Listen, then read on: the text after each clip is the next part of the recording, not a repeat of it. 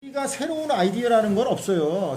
더리즈 내가 제일 좋아하는 성경 구절이 더리즈 더리 There is nothing under the sun인가? nothing new인가? There is nothing new under the sun 해가지고 새로운 건 없어요. 다 누군가는 만들어내고 그거 베끼는 거예요. 물론 이제 그 어느 정도 어떻게 베끼냐가 문제인데 자, 내가 이제 저는 이제 항상 비판적인 설교를 생각을 갖고 있는데 설교를 왜 일반적으로 목사님이 하냐 이거예요. 지금의 문제가 뭐냐면 양방향이에요. 지금은 글 소용없어요. 글 안 봐. 아까 박혜영 목사님 얘기하는데 눈 아파서 안 봐요. 그냥 사진 안 봐요. 동영상 아니면 안 봐. 누가 설명해 주는 거 아니면 안 들어요. 그만큼 이제는 동영상이라던가 그거가 아니면 이제는 안 본다는 거예요. 사람들이 글 보기 싫어하고 귀찮아한다면. 그래서 무조건 나와서 동영상이라던가 영상이 아니면은 안 되는 시대가 온 거예요. 그래서 이제 설교도 이게 좀 얘기 안 들어. 설교도 왜 목사님이 이제는 혼자서 하냐 이거예요. 한 절 할 필요 없다는 거예요. 설교도 사람들이 그 의견을 내세우면 그거를 보고 나서 거기에서 답변으로 해가지고 할 필요가 있다는 거예요. 설교도 양방향 설교가 돼야 된다는 거예요. 설교도 그냥 자기 혼자 막 이 얘기가 아니라 얘기가 나오면 그걸 듣는 사람들이 댓글이라던가 뭔가 쫙 얘기 나오면 그거 보고 나서 그러니까 내가 또 한 가지 하면은 설교는 죽었어요. 왜 죽었냐? 그 목사님의 일방적인 그 20년 전, 수천 년 전의 사고 방식을 얘기하기 때문에 아무도 안 들어요, 설교를. 그래서 설교를 하려면 그러니까 설교의 양식이 내가 외워가지고 읽어가지고 하는 거는 이젠 죽은 설교예요. 그건 뭐냐면 누가 질문하면 거기서 답하고 그 대신 답하는 사람도 공부를 해와야 돼요. 제일 안타까운 게 성도들이 공부를 안 해. 넣어가지고 은혜 받았습니다. 나는 이거 싫어요. 정말 자기가 하려면 그러니까 대답과 질문 형식으로 설교가 바뀌어야 된다는 거예요. 자, 목사님, 거기서 뭐 아닙니까? 예를 들어서 그러면, 그거는 이래가지고 이렇게 합니다. 그래가지고 좀 설교하고. 그러니까 근데 그 포맷을 항상 지켜야 돼. 질문도 짧아야 되고, 답을 하고, 목사님이 조금 더 길게 하고. 그래서 양방향 설교를 하면 어떻겠냐. 그러니까 뭐 예를 들어서 기자회견식 설교죠. 제가 이거 읽어보니까, 이런 문제가 있습니다. 이거 어떻게 생각하십니까? 목사님이 거기서 답변과 설교를 해주는 거예요. 근데 뭐 미리 뭐 질문지를 뭐 이렇게 미리 얘기할 수도 있고 돌발적으로 할 수도 있고 그런데 이제는 설교를 양방향 설교를 하면 어떻겠냐. 죽은 설교가 아니고 혼자만의 설교를 우리는 20분 동안 들어야 되잖아요. 이러고. 그러면은 뭐 하겠어요? 딴 생각 하잖아요. 잠자거나 딴 생각 하잖아요. 그러지 말고 성도가 질문을 하는 거예요. 그러면 대답, 질의응답식 설교를 좀 이렇게 좀 해보면 어떻겠냐. 이렇게 하는 거는 없잖아요. 솔직히 한 번도 없잖아요. 그러니까 성도가 공부를 해와요. 30분씩 공부해오고 질문 한 단까지 하고 그러면은 질의응답식 설교가 되는 거예요. 이거 이랬습니다. 이렇게. 이제 그거는 우리가 흔히 지금부터 드려왔던 예배의 형식을 바꿔보자는 얘기예요. 근데 그거는 우리가 진실로 하나님께 드리는 예배 형식하고 틀린 말씀을 지금 하고 계신 거예요. 그거는 제자 훈련이라든가 성경 공부반이라든가 그런 데서 할 수 있는 그러한 커리큘럼이지 설교를 가지고 서로 자담식으로 나누자, 질문하자 그거는 아니에요.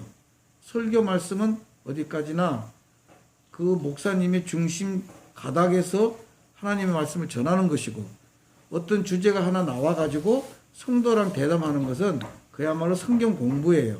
그러니까 그 두 가지 양면에 아까 있다고 얘기하셨는데 그거는 따로따로 해야 돼. 그래서 공부는 공부, 설교는 설교로 나눠서 해야 되지 우리 예배 시간에 설교를 갖다가 그런 식으로 패턴으로 바꿔보자 하는 거는 그거는 좀 다른 우리 기성세대가 받아들일 수 있는 예배 형식이 아니라는 거예요.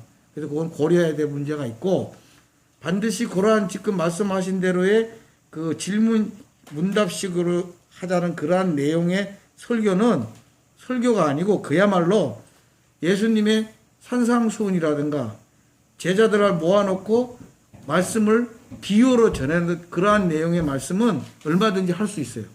그러니까 저는 뭐냐면 지금까지 갖고 있던 그러한 예배 형식은 갖추되 성도들하고의 교감으로 원탁식으로 앉아서 서로 성도들이 갖고 있는 그 말씀에 갖고 있는 견해를 나누는 형식으로 드릴 수는 있어요.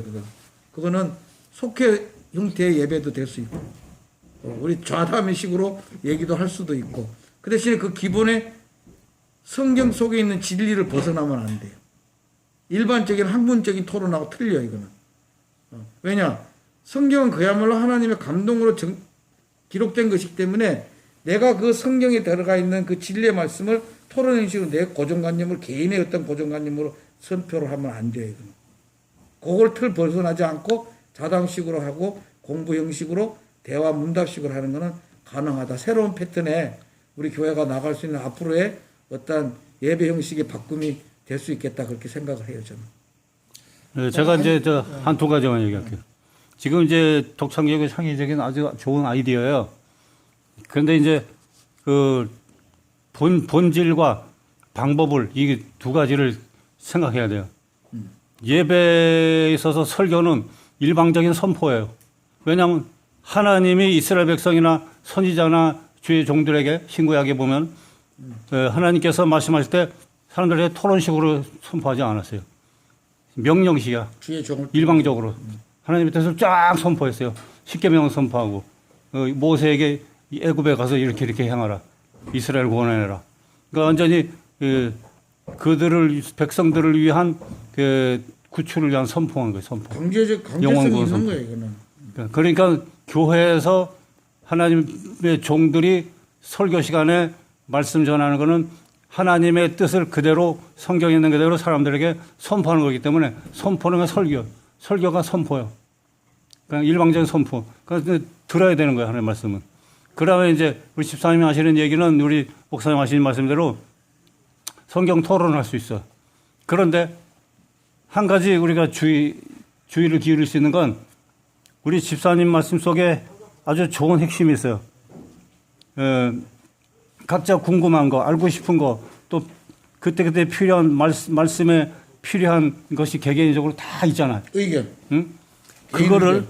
그거를 이제 주의 종들 설교자가 다 캐치해내야 되는 거야. 캐치해내서 성도들에겐 지금 무슨 주제가 필요하구나. 그런 다양한 주제가 다 나올 거 아니야. 궁금하게 여기고 필요한 게 현실적으로 해결해 줘야 되는 말씀. 그런 것들을 전부 캐치해서 그걸 설교 시간에 그 주제로 설교를 준비해 갖고 선포해 주는 거예요. 그러면은 거기에 대한 궁금증이나 그런 모든 게 풀어져요. 그러니까 이제 믿음에 대한 거, 병고침에 대한 거, 술담의 문제, 우상 문제, 그다음에 이제 현실적으로 해결할 문제, 경제 문제, 뭐 여러 가지 다양한 문제들이 다 있을 거 아니에요. 그거를 성경적으로 어떻게 해결할 수 있느냐는 그 답변을 줘야 되는 거야. 답변을. 그러니까 성도들이 적어낼 수도 있어. 이러한 제목. 자기가 필요한 이야기를 적어서 낼 수 있어. 자, 왜냐면 그거를 가지고 어떤 목사님 설교로 설교하시면 준비해서 목사님 설교하시면 답변 설교하는 거야. 3분 안에 끝내면 목사님 설교하시면 듣는 이가 성도가 저거는 나를 위해서 하시는 말씀이네. 근데 성도하고 목사님하고 정한 게 아니에요. 그렇죠. 결정된 게 아니에요. 이거는 하나님의 계시에 의해서 목회자가 그야말로 우리 성도들이 알아야 될 부분에 대해서 말씀을 주신 거야. 하나님의 말씀을 대연해서 그 가운데 깨달음이 있고 우리의 생활의 변화가 있고 성도들의 다시금 그 주신 말씀으로 내가 생활에 활기를 얻고 살아갈 수 있고 그러니까 그 말씀의 그 주제가 어떨 때 들을 때는 정말로 우리한테 꼭 필요한 말씀 하나님 주신 말씀이거든요. 그렇죠. 그래서 그거를 예배 형식의 설교는 벗어나면 안 되는 거예요. 그럼. 그 틀은 그 우리가 갖고 있는 기독교의 근본이기 때문에 본질이에요. 그게 하나님의 말씀 전파하는 본질.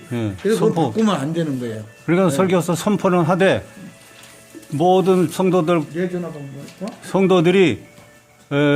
성도들에게 필요한 말씀 주제를 캐치를 해가지고 또 혹은 요청을 받아갖고 그걸 답변의 말씀을 준비해서 선포해 줘야 되는 거예요. 그렇죠.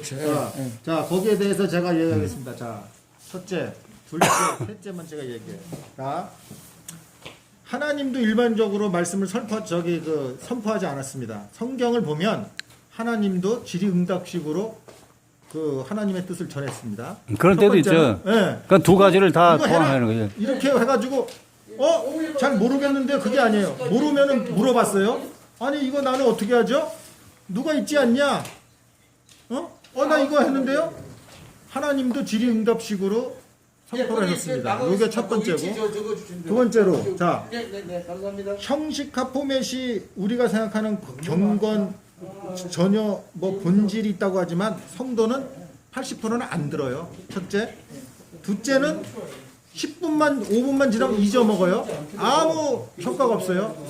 설교의 효과는 말씀을 기억해야 되는데 기억을 못해요. 두 개가 움직이지 않게 그렇기 때문에 키스를 줘가지고 그렇기 때문에 그게 그 형식을 바꾸지 않으면 딱 맞춰. 아니 흔들리지 않게 결과 하려고 보기에는 좋지만 결과적으로는 아무 기억도 못하고 쓸모없는 설교가 된 거예요. 아무리 하나님 말씀을 하나님이 원하시는 것 같은 방식을 사용해도 다 몰라요. 소용이 없는 거예요. 자, 세 번째는 중요한 건 하나님의 말씀과 내가 그렇구나라고 하는 기억과 행동이 변하는 게 가장 중요한 거지 포맷이 중요한 게 아니란 말이에요. 형식이 중요한 게 아니라 세 번째로는 그걸 깨지가 않으면 그걸 반드시 100% 모든 교회가 깨자는 게 아니에요. 한번 해보면 더 좋을 수 있다는 거죠. 네 번째로는 똑같은 거는 누구나 다 이제 뭐라 그럴까 뭐 이렇게 보고 싶지도 않고 듣고 싶지도 않고 그 다음에 네 번째가 다섯 번째는 하나님의 말씀은 목사님만 아는 게 아니에요. 이제는 모든 말씀은 평신도 그러니까 목사님이 하나님의 말씀을 대언해 가지고 전하는 게 아니고 지금은 한마디로 얘기하면 모든 하나님의 말씀은 성도들도 다 알아요. 예전에는 몰랐으니까 선포의 형식을 취한 거예요. 무식했으니까 백성들이. 선지자라는 게 뭐예요? 먼저 안 사람이 선지자잖아요. 그렇기 때문에 선포할 수밖에 없었어요. 그런데 지금은 모든 성경과 모든 하나님의 지식은 자기가 연구하면 다 자기가 알 수가 있어요, 지금. 그 다음에 여섯 번째로는 뭐냐면 여섯 번째가 뭐냐면은 이 교육법도 예전에 우리나라 예전의 교육법은 일방적으로 위에서부터 아래로 내려오는 교육법이었어요. 근데 이제 지금은 그런 교육법이 소용하지가 않아요. 지금은 대화하고 토론하지 않고 이러면 이걸 거치지 않으면 기억이 안 나는 거예요. 하나님 말씀 100% 들으면 뭡니까? 기억을 못 하는데. 여기 오후 예배 11시 예배 드리는 성도들이 80%는 자요. 왜 자냐? 들었던 거니까. 새로운 게 아니니까. 내 얘기가 아니니까. 이런 예배는 1000년을 드려도 소용이 없는 예배예요. 알았어요. 내가 무슨 얘기인지 다 알고 있는데 그 6가지가 제가 얘기하는 6가지. 내가 나도 이제 새로운 방식을 이제 좀 창의적으로 추구하는 그 좀 독창성이 있어요. 그래서 내가 집에서 이제 예배 드리면서 그렇게 해봤어요. 그래서 이제 예배 시간에 설교하는데 질문을 해. 그래서 질문에 대해서 답변을 해줬어. 그러니까 또 다른 거기에 대한 말을 본인이 또 막 말을 하는 거야. 본인이 이 말 저 말 그냥 막 그러니까 본인이 또 큰 얘기하는 거야. 그래서 다른 사람이 또 받아서 얘기하고. 그러니까 시간이 너무 또 많이 가니까 이 예배 시간이 길어지는 거야. 그리고 또 약간 반대 의견을 얘기하는 사람도 나타나고. 그러니까 예배가 완전히 혼란해져 버려. 그래서 몇 번 그러다 보니까 이게 예배도 아니고 그냥 설교도 아니고 말이야. 이 토론식으로 이렇게 하다 보니까 너무 무질서해지고 시간 많이 가고 막 시끄러워져요. 그래서 예배는 설교로서 선포하면서 예배는 30분이고 50분이고 딱 마치고 그 다음에 이제 우리는 성경 토론을 했어요.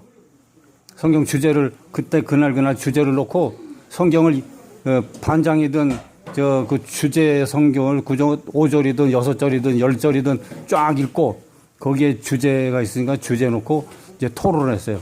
그러니까 이제 한 사람씩 한 사람의 그 주제에 대해서 딱 돌아가면서 간단하게 한마디씩 다 하라고 그래요. 쭉 돌아가면서 한마디씩 하는 거예요. 자기 소감. 그러니까 같은 얘기를 같이 해도 각각 시각이 또 달라. 그러면서 폭넓어지잖아요. 그래서 예배 1부 데리고 2부에 성경 토론을 했어요, 우리가. 그런 식으로. 그러다 보니까 거기에 더 두 가지를 겸하니까 예배는 조용하게 잘 드리고 토론은 토론대로 하고 그러면서 발언할 수 있는 기회를 토론 시간에 자꾸 주니까 생기가 나는 거죠. 그리고 이해가 되고 또 궁금한 거 얘기하면은 거기에 대해 충분히 답변해주고 그리고 아하 하면서 이제 알고 많이 머리에 인식이 되는 거죠. 그렇게 하고 이제 우리 주기도문을 마치고 그러는데 그게 그 지금 얘기하신 또 한 가지 더 맞아요. 만인 제사장이기 때문에 설교 간증은 누구도 할 수 있어요. 목사님도 할 수 있는데 질서가 있어야 돼. 목사님이 30분 하시면 성도들은 5분, 10분을 끝내야 돼. 설교하더라도. 그리고 자기 간증을 얘기해야 돼. 그리고 그런 질서를 잘 지켜서 하면 괜찮죠. 그러니까 또 방송에서도 언제든 할 수 있어. 그렇게 얘기하는 거가 무질서하고 시간이 길어진다라고 하는 그 자체는 맞아요. 근데 그것 또한 보완을 하면 되거든요. 예를 들어서 딱 1분 안에 딱 얘기하고 간단하게 얘기하고 그다음에 거기 주소 이제 정지하고 그다음에 예를 들어서 뭐 요 반대되는 얘기, 찬성하는 얘기 간단하게 30초에서 1분 얘기하고 그 포맷을 정하면 되는 거거든요. 근데 그걸 안 정하니까 길어지고 막 중구난방으로 근데 그것 또한 처음에 하니까 혼선이 오는 거예요. 안 해봤으니까. 근데 뭐냐면 기존의 틀을 깨지 않고 똑같이 한다 그러면은 이 형식은 조용하고 예배 드릴 수는 있지만 쉽게 얘기하면 안 듣거나 자거나 기억 안 나는 설교가 그걸로 끝난다는 거예요. 네. 그리고 집에 가요. 아니 예배 드리는 사람의 가장 좋은 게 빨리 가서 예배 드리고 집에 가서 다른 거 하는 거가 제일 좋은 거예요. 그거에 딱 맞아요. 질문 안 하고 가만히 있고 그러면 되지만 그러나 정말 그렇게 해가지고는 아무 발전이라는 게 없는 거예요. 이 혼선이 오고 안 되고 막 어지러워진 것 같지만 그것이 더 기억이 남으면 그것이 더 효과가 있다는 거예요, 사실은. 네. 그러니까 누구나 다 간단한 목사님 10분 설교하고 우리 가만히 있고 그냥 박수 치고 집에 가면 다 좋은 것 같지만 근데 그게 좋은 게 아니라는 거죠, 내 얘기는. 그래서 그 포맷이라고 하는 특히 이제 유튜브라던가 방송을 얘기하니까 밖에 추워. 그리고 장갑 끼고 가서 저 목사님 도와주겠죠. 안 해보고 뭐 이렇게 하기 때문에 기본적으로는 무조건 형식을 깨야 돼요. 안 깨면 안 되는 거예요. 이렇게 하면 돼. 오늘은 요까지. 자, 이제 이거 오늘 이제 이 말을 이제 그러니까 어떤 반응이 오는지 이제 한번 보고 또 기존의 예배 형식을 탈피된 그런 방식. 그러니까 지금 한국 교회로서는 집사님이 얘기하는 이 방식은 시간이 흘러야 돼요. 시간이 당장에 그냥 갑자기 확 바뀔 수가 없어요. 혁명은 바로 바로 오늘 내일 시간이 필요하고 또 기존의 예배와 토론 이거를 이제 구분지어서 지금은 할 수가 있다는 거. 그다음에 이제 기존 예배 시간 설교를 갖다 토론 설교를 하게 되면은 아무리 수칙을 정해도 아니 토론 설교가 아니라 설교를 딱 하고 그러니까 아까 이 처음에 얘기가 나온 게 유튜브로 영상으로 올릴 경우에 그렇게 나왔다가 그 다음에 아이디어가 그냥 일방적으로 하지 말고 중간중간에 성도들의 의견을 들어보고 그 다음에 또 얘기하고 이렇게 양방향으로 소통하면서 하는 거가 좋지 않겠냐. 그리고 소통의 방식은 여러 가지가 있죠. 질문을 할 수도 있고 물어볼 수도 있고 그거 아니면 길어지면 시간상으로 제재를 해가지고 잠깐만요. 그리고 얘기하고 그런 어느 정도 그 테크니컬한 그런 기술적인 거는 얼마든지 하면 되니까. 그런 방식을 하려면은 형식으로 이 발언 시간이 아무리 여러 가지 수칙을 정해서 하도 발언하다가 시간 되면 2분, 3분 지나면 딱 끊어버리고 5분 발언하면 딱 끊어버려야 되는데 말하다가 말고 그러는 경우가 그렇죠. 많아. 그렇게 하면 되죠. 방송 그리고 거기에 대한 답변을 충분히 줘야 되기 때문에 즉흥적인 답변도 할 수 있지만 즉흥적인 답변을 하기가 어려워. 그러니까 미리 질문서를 다 받아가지고 미리 사전에 준비를 다 해놔야 돼. 그래가지고 이 질문하면 이 답변에 간단하게 설명할 수 있고 질문도 간단하게 질문하고 간단하게 답변하고 그래야 되는데 사전 준비가 많이 필요한 거예요. 그거는. 그러니까 그게 하나의 시간도 많이 걸리고 그 연구 많이 해야 되겠고 지금 우리의 혁명적인 그런 상황은 그래서 임상 실험 단계를 거쳐야 될 것 같아요. 임상 실험. 미스터 말하는 이 아니, 방식을 임상실험을 방식을 어느 한 거치고 공간에 몇 사람이 모여서 목사 성도들 몇 사람이 모여서 임상 실험석으로 임상 단계를 거쳐서 어떤 이 장단점이 뭐냐 이걸 파악할 수 있는 공개적인 아니라 임상 단계. 그러니까 방송은 찍을 수 있어요, 그건. 그래서 한 스튜디오 속에서 목사 성도들 모여가지고 그렇게 집사님 말한 방식대로 해보는 거예요. 그래가지고 무슨 장단점이 있고 어떤 문제가 있고 어떤 장점이 있느냐 그런 걸 분석해갖고 이 영상에 담을 수가 있거든. 그러니까 그 그래서 이제 점차적으로 포맷을 이제 센세이션을 일으킬 수도 있는 가능성도 있는데 지금으로서는 두 가지 방법을 취하는 게 제일 옳다 이거지.